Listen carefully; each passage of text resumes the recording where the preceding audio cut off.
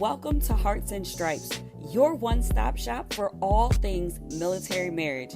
I hope our discussions and interviews equip you with the tools to start or grow a beautiful marriage as we address the benefits and challenges of MILF marriage. I believe life's most precious moments are worth celebrating, so I'll help you design your marriage blueprint in alignment with your core values. Thank you for joining us, and remember to rate, subscribe, and review. Let's do this. Hello, and welcome to the Hearts and Stripes podcast. This is your host, Bree Carroll, here with another episode and another Heart to Heart. Today, we are talking all about therapy and what it looks like to get service from someone that operates a private practice, as opposed to your more traditional TRICARE referral therapy counselors. So without further ado, I can't wait for you to hear this conversation. Okay, everyone, I am really excited for today's conversation. As you know, in previous episodes, we really want to put a heavy focus on getting the care that we need and that it doesn't have to look a particular type of way. So I'm really excited to welcome to the show Sultana, who is going to share a little bit more about her MILF marriage story and her practice. So say hello to everyone and share a little bit about who you are and your MILF marriage story. So hi everyone, my name is Sultana. So I am a military and law enforcement spouse. So my husband's an Army reservist, so we kind of go in between the military life and civilian life very frequently. And when deployments happen, we're all military. Yes. I've been with my spouse for 16 years. We've been married for 7. And during that time, he's been in the military for about 10 years. So I experienced multiple drills, deployments, annual training, all the different things, which makes it a little bit unique as a reservist wife. I'm not PCSing different places. Yeah. I'm constantly in my area, which helps to an extent, because like being a reservist spouse, like I'm not connected to a military installation. So I don't have those supports readily there because people who deploy with my spouse are all over. Right. So, like currently my spouse is during a deployment right now. So we're in a deployment season. And the people that he deployed with, I didn't know their spouses or anything until we went to a yellow ribbon event and I got to know them a little bit. But that was the only time, and we have not had any interactions since then. Mm-hmm. Which makes it difficult because everybody's kind of like all over. Absolutely. And thank you. And shout out to all my reserve family out there. We love to highlight the differences of like each branch and each way that is served. But you're absolutely right. I agree. I don't think there's enough support on the reserve side because you are in that awkward position where it's like, yes, we are serving, we're military families, but you don't have the same type of community or support or like proximity even, right? To the people who you're serving alongside, which is a whole nother challenge in and of itself. Yes. And then thank you for having that dual service because as a first responder family, I know personally I work alongside the Tay and Chris Kyle Foundation a lot of times, and they serve first responders, and there are unique challenges to that side of things as well. So you are where like it's a whirlwind over here. A whole lot. It's a whole lot, but we appreciate your perspective and share a little bit more about what you do and how you bring that unique perspective into how you serve. Yeah. So I am a psychotherapist in private practice. My private practice is called Karim Counseling Services. I have 2 specific niches. So one is perinatal mental health. So I help people transition from parenthood and motherhood, any mood and anxiety disorders that may come up, any challenges, whether it's infertility, they had a miscarriage, or maybe they're contemplating abortion and trying to work that out together, or just experiencing depression, anxiety, PTSD, or just the transition, even if after birth. and maybe they had a bad birthing experience in the Yeah. hospital or wherever they birth, or babies in the NICU, and that causes another level of distress for not only the person who gave birth, but also their relationship with their partner, and then now the relationship with baby. It's multidimensional, It is. and It that is. yeah, and then coming home and being parents, and how do we co-parent baby, and all the things of their own childhood comes up, their Mm, own expectation of what roles a person should have, and we're navigating those aspects, and how do we work together to raise this child. yeah. Yeah. And then Th- yeah. that's a lot right there in and of It's itself. yeah, yeah. And I love that you even brought in that sometimes you're working through past traumas from their childhood and how they can help get the tools that they need to kind of work through that with their child as they step into the role as parents. I think Yes. that's incredible. So thank you for the work that you do there, Yes. because that's really, it's really difficult to do. Let Take it outside of the military community even, Mhm. right? That's Yeah. really difficult to do in a regular civilian day-to-day type of role. And Yep. then you add these layers of complexity where I know a lot of spouses that I serve alongside who advocate for infertility issues and the Mhm. support that is lacking Yes. in the military Military, community. yes, yes. It's Lack of lacking. providers that actually understand the Yes, nuances of the parenthood, the perinatal period, and military. yes, It's slim. I'm one of yes. those, so come And see. I'm grateful, so grateful, because I think someone who's listening to this episode or a friend will refer to someone who is in that situation. Yeah. We don't want you to be a best kept secret. Like, we need people to No. know that you are there, because that is a lot. That is a very, very heavy weight to carry as you're trying to navigate a family, as you are trying to navigate service, and then the things that just come up. Especially, I know I had situations where after birth I found myself in postpartum depression states, but I wasn't aware of these things. It was a lot going on, and during a deployment, right? So there are so many different layers, and I'm grateful that you are one of those people who have the understanding, because I think that's the hard part when it comes to Yes. our community. There are amazing service providers, and we never want to take anything away from those who do serve in these unique niches, but it is so much more value there when you have that provider who has the understanding of service life and helps you navigate what going to or getting to a new normal or Mhm. a positive state looks like Yeah. when you Mhm. have that understanding. Can you share a little bit about like some of the challenges that you often see come up in, whether it be your service community members that you serve or just other clients that you serve? What are some common challenges that you help them work through? So I help so a lot. Yeah, So I'm pretty much sure. the niche that I kind of talked about, and the other Mhm. piece of that is the other niche is I also work in trauma.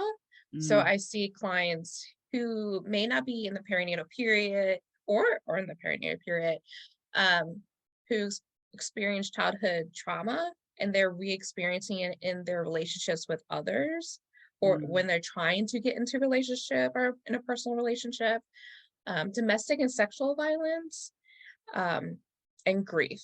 So whether mm. it's a loss of a family member, a loss of identity, the transition, especially when we talk about service members, the transition from military life to civilian world, it's Yeah. very vast, and it's like you lose a part of yourself in that.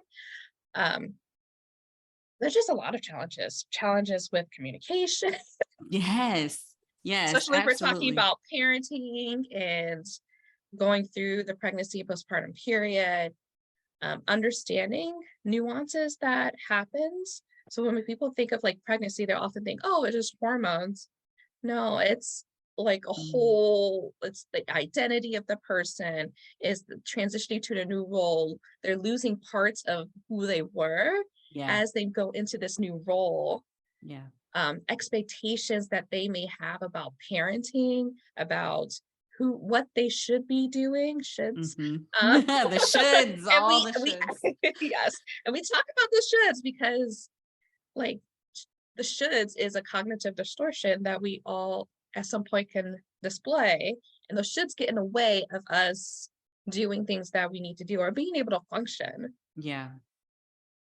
Yeah, that's really Anxiety, mental challenging. health, yes. There's so many different things that I help clients who are facing different struggles with their daily functioning. Yeah, and I love this. I love the side of work that is dealing with this new chapter, this new season, Mhm. as it relates to becoming a parent or opting to not, or Yep. that whole side of it. But I don't want to overlook, because oftentimes people think like, oh, Hearts and Stripes and Military Marriage Day, you are just so pro marriage. I do not want to skip over the important portion that you also help when it is a domestic violence, Mhm. abuse, Yeah. traumatic situation. I'm excited that you are a resource in that area, because one of the things that we want to communicate advocacy for is strong military marriages. We are not pro just stay married. No, we Yeah. want you to Yeah. be in healthy, Yes. sustainable, thriving relationships.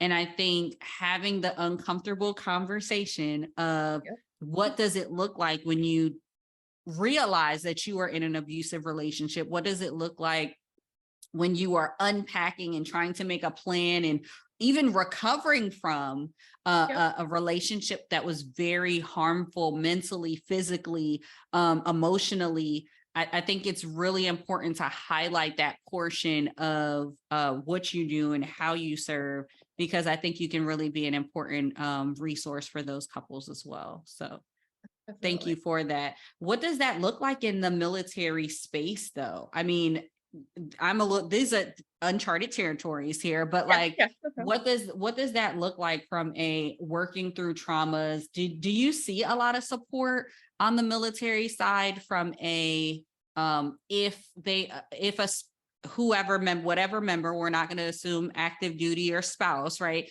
Yeah. Whatever partner in the relationship finds themselves in a unhealthy relationship and it is abusive, do you see that there's support for both sides, or how does that look in our military community today? It seems like there is support for both. I think there's also like a lack of providers in providing Mm, that type of support, which is important that they can utilize the civilian sector to be able to get the support, because there's a lot of us who are trained in domestic and sexual violence to help person to heal and recover and identify like what is a healthy relationship, because oftentimes people don't know what that is because right. they didn't have that growing up and their models were in the same relationship that they're in right now. Very true. And so how do Very they true. break the cycle if they're not aware? Hmm.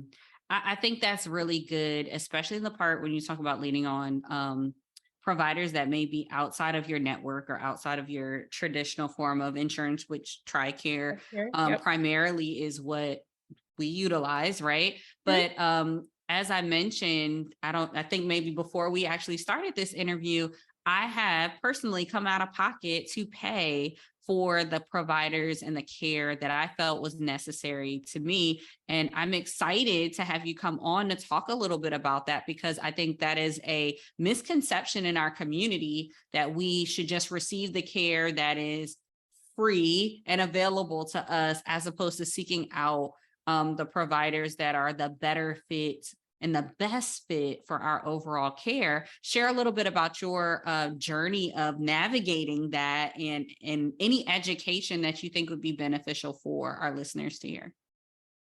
So with finding a therapist, I always say like you have to interview your therapist. Mm, Um, it's I kind of refer to like blind, like you're dating. Like you will date a whole bunch of people and find the right fit. And this is the same way with your therapist. If yes. you initially have a session with a therapist or do a consultation with them, and they're not the right fit for you, or you just don't feel like you can connect with them, you can trust them, they're not the right person. And to Mm, continue to find that person, even if it's outside the military system. I know like we rely on TRICARE. Yes. And for some of us it's free, some of us it's not, depending on where in the system you are in. Um, Mhm. and I can definitely relate with being reservist, we had to pay. And now as my spouse is deployed, now we don't have to pay for TRICARE, but it's a That's good different version of perspective. TRICARE. Yep. And the changes that essentially just occurs with that, of like going from, like, I went from TRICARE Select to now I have TRICARE Prime, and the access of services are very different avenue of Mm. doing it. Like with Prime, you have to have like referral for certain things, or if you want to see an outside provider, you have to have a referral. Versus like when I had TRICARE Select, I can't necessarily use the military services unless it was like absolutely Oh, necessary. yeah, yeah. However, I can have a variety of providers who accept TRICARE, and I can see them that are civilian providers. So Gotcha. going back to your question, I kind of went on a rant. No, you're good. No, that was good information, especially for those who are new entering the military, because oftentimes I think about like if you are new to all of this, like you Yeah. just said I do, you are just walking in.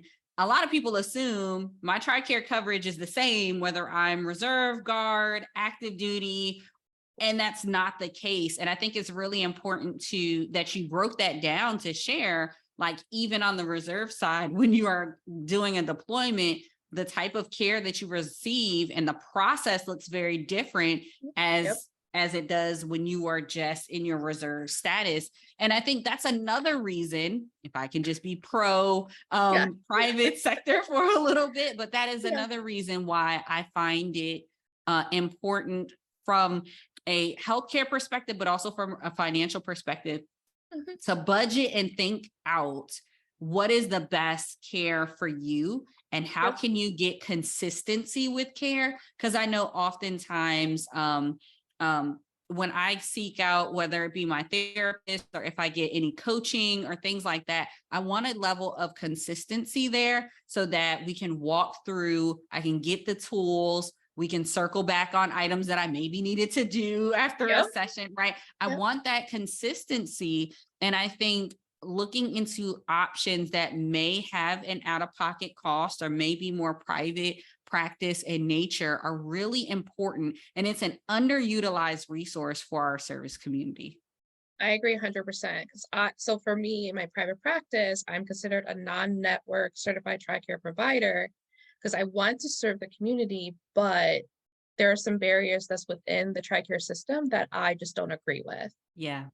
Yeah, I've heard that from Um, several providers. So you are not alone in that. There are other military yes. spouses who serve in a similar capacity as you, and they all have the same either barrier to entry or Yep. concerns as it relates Yep. to how they can show up and be a provider. So thank you for navigating those challenges and still being willing to serve, because like I said, Yes. because of people like you who stand in the gap and share and help our service families and other clients that you serve work through these nuances, these challenges, these big things. They can show up a lot differently as they serve and within their family unit because you offer that private option, as opposed to just looking at that barrier and saying, oh, I can't, I can't Yeah. serve in this way because I'm not fully covered under TRICARE as a provider. So thank you for that as well. Is there any other big thoughts, idea, tip, or even lesson learned that you would want to share with our service couples as it relates to navigating trauma, or any of the tools that you help equip couples with? There's so many. Look, you can give me your top three if you Top can't three. just Okay. pick one. Okay. I'll narrow it down. Okay. The first one is communication. So a lot of people who do come see me, they're like, I'm struggling with communication problems. And it's not so much the communication, it's how you tell your partner what your needs and wants are, Mhm. um, and them listening and understanding what those are, and you guys working together to understand each other's needs and wants. And I didn't, Mm, like, for example, I have a client who was like, oh, well, I tell my spouse like all these different things, and then he just automatically goes and fix it. It's like, did you ask him? Did you ask him if you wanted him to listen or to help you solve the problem? mm-hmm. There's They a didn't difference. identify that. Yeah. And so now it's like tell them in the beginning, I need you just to listen. I'm gonna tell you all the things that are happening. I want you to be focused, pay attention. I'm gonna check in, like, and make sure that you agree with what I'm saying, and then keep on going. Mm-hmm. Versus like, I need help with, I'm gonna tell you this problem. I need your help to just problem solve or brainstorm different ways that I can do this. Yeah. I love that. Communication is it's one of my favorite things to discuss Yes. here. So I love that that was your first thought is communication. I think that's a great place to start. What else would you say as you narrow down the tools Yeah. that Yeah. we should I'll say be? one more. Yeah, I love it. So the last one I would say is taking initiative in your relationship. Because oftentimes when people transition from like the dating life and then they get married, all the things that they did before kind of like goes away. Like, so we don't go on dates, you don't Mm, tell me like you love me or give me affection or really speak to you like their love language like they did before. yeah, Go back to the same thing. You're still, even though you're married, doesn't mean that you have to stop doing those nice things to for your partner. And it goes yeah, both ways. It should not be one person is always planning the dates. You should be taking turns planning the dates and know what your yes, partner likes. In that, please. like, don't schedule something like your partner's like, I want quality time, and you go to the movie theaters. Like, come on, that's not Right. quality time. It's That's both of not. y'all sitting at a screen. Like, Exactly, exactly. And I think I love that you bring that up because it makes me think of like a reoccurring theme with how we get so far removed from what worked previously, and it's okay to go back to basics, right? yep, Communication. That's not a complex thing, like, but go back to yep, basics. yep, How you connect, going back to basics. And I love that you also bring that up with the work that you do, because yep. oftentimes between communication and ensuring that you have a strong foundation in your connection, in your relationship, that better helps you navigate those harder, Mhm, big things like the trauma, like the depression, like mhm. these responses that you have as you navigate um parenting. Like it's a Yep, yep. lot of different things, but those two, I agree, those are Mhm. really two big things that should be at the focal point, and we can always continue to work on, which is why I love Yes, continuing to yes, have these conversations. I mean, it just yes. reiterates that the work is never finished. Couples have Nope. never arrived, right? There's Nope. no one is the Everybody's still perfect. growing and developing as you Exactly. develop in your relationship. Yep. Yeah, and I love that because it's something to look forward to and aspire towards as you continue this military journey, whatever that looks like for you and your spouse. It's a growth opportunity, and there's always little opportunities to improve with communication and connection and getting back to like you said, speaking one another's love languages, which changes over time too. Time. So Yes, it does. tapping Yes. in and making sure that you're still pouring into that person in the way that they are receiving. So Yep. I love that. Thank you so much. I love Yeah, no problem. those two tips. That was really good. And I'm really excited because you will be one of the providers that are highlighted in the Military Marriage Day app. For those who are unaware, Military Yes. Marriage Day is more than just a celebration that happens on August the 14th. We're really excited to provide the Military Marriage Day app free of charge. Our service members and families can go to the app. You can search in our hub and you can find providers like Sultana. If something that she said resonated with you and you're like, hey, I would love to reach out, set up an inquiry or an appointment to see if we would be a good fit. Like she said, date the person, ask Yes. questions. How can people connect with you even outside of the app? I would love for you to share how people can follow what you're doing and hear more about what you do. So first you can go on my website at www.karimcounseling.org. You can also follow me on Facebook and Instagram at Karim Counseling. I love that. And all of that will be linked in the show notes and on the Military Marriage Day app. So before I let you go, I love to ask this question to all of our guests, and it is, what is the heart track for this episode? For those who are longtime listeners, you know that our heart tracks are really like the theme song, if you will, for the episode. It's a way for you to go to your playlist, play the songs, and let that be a reminder of the conversations that we had here on the podcast. So since our guest is in the hot seat, Sultana, what is our heart track for this episode? Oh, so this one was a hard one. I was like, what song do I want to play? And I did finally decide All of Me by John Legend.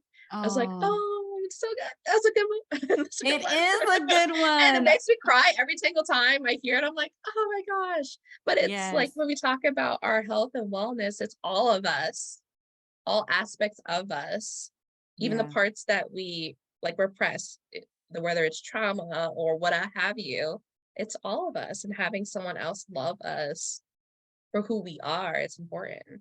Yeah, I love that. John Legend, thank you for being the heart track for this Yes. particular episode. Thank you for being here on the episode, but also just for serving this community. Thank you for serving in the first responder role and as a military family. Yes. We're excited to continue to cheer for you and your family. And I'm excited for the couples who come and work with you. I'm excited for the breakthroughs that are on the other side of those consultations. And it's going to be really exciting. So thank you for being one of our providers in the Military Marriage Day app. Again, guys, you can go to Google Play or your Apple podcast, or not podcast, the Apple app store, and you can download the Military Marriage Day app. And for more on Hearts and Stripes podcast or Military Marriage Day, you can head to www.militarymarriageday.com. So that is it for this episode of Hearts and Stripes, and we'll be back with another Heart to Heart soon. Thank you for tuning in. Remember to rate, subscribe, and review. This is Hearts and Stripes. We are the few, the proud, that aim high and are forged by love. Always ready, always there. We are Mil Marriage Strong.